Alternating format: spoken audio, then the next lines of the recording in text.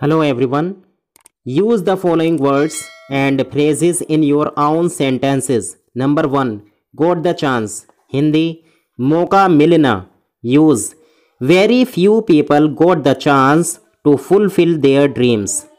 Number 2. Beyond dreams. Hindi होती है कल्पना से परे. Use. The Polos became rich beyond dreams. Number 3. What was worse. अधिक बुरी बात होना. Use what was worse that Alina failed in her examination. Number 4. Broke out. Hindi होती है छिड़ गया. Use a war broke out in this town last month. Number 5. Hard to believe. Hindi होती है मुश्किल से विश्वास करना. Use it was hard to believe the adventures of Polos by the people of Venice. Number 6. Making fortune. Hindi होती है बहुत सा धन कमाना.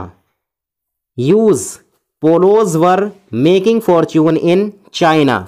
Please like and share this video. Thanks for watching.